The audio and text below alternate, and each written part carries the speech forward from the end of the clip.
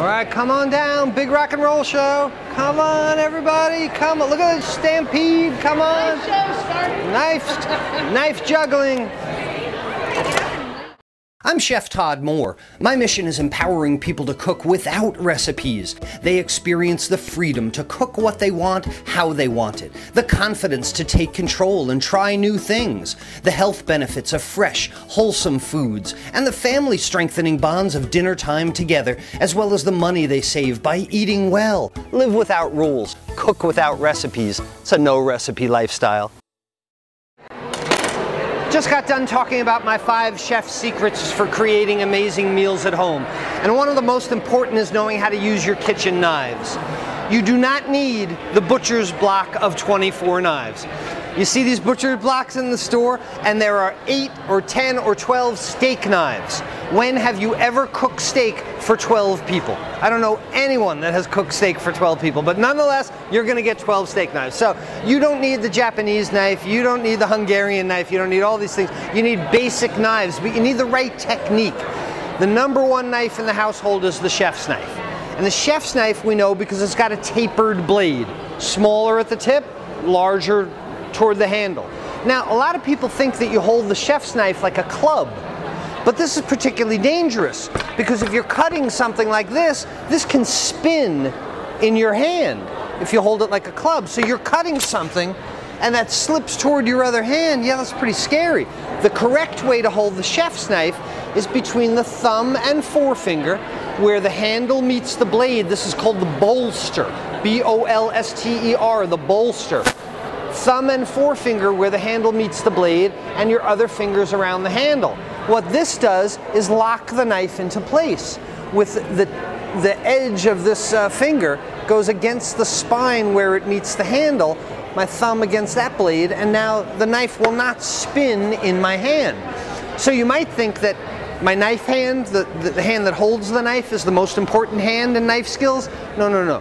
The hand that is not holding the knife, by far the most important hand. There's no way for me to cut this hand. There's all kinds of ways for me to cut this hand. So what we do is called tip fulcrum method.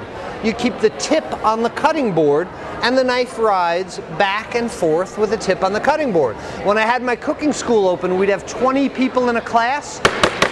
They'd all be doing this at the same time, chopping onions, and it got really loud. Tip fulcrum method was much, much nicer. It's a lot quieter. So what do you do with this hand? Well, here's part of the scary part. So if you start doing the tip fulcrum method and you're holding this celery, you never quite know when you're gonna reach the tips of these fingers, do you, right? So the best way to do this, I call it Kung Fu grip. The G.I. Joe Kung Fu grip from years ago, fingers and thumb all tucked together, and now I can hold this piece of celery against the cutting board without the tips of my fingers. Now, we needn't grasp this with a death grip. The celery does not just magically rise from the cutting board, so it's okay if you just lay the palm of your hand on it. But now you've got a similar kind of problem. When is my left hand gonna reach my right hand? The way to cure this is to always make sure that they're together. When my knife rides off the knuckle of my non-knife hand, not above the knuckle because you have the chance to impart some red food coloring that we don't want, but it rides off the knuckle of the left hand, I always know where the knife is.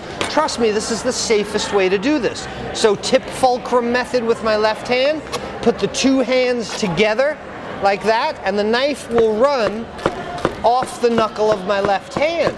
Now my right hand is dumb.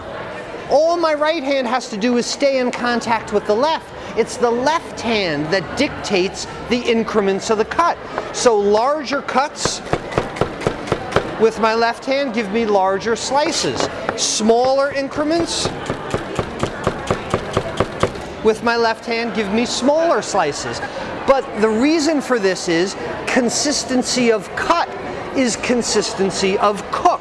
I can demonstrate that this is by far the safest way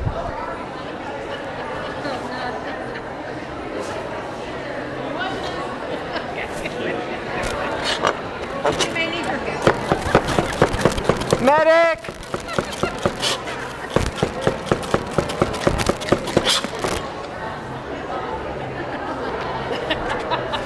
Good, all right, no blood, no. All right, we're gonna move on to the next demo in 5 minutes. This is my top 3 chef secrets for creating sauces. Sauces class next. Give me 5 to reset.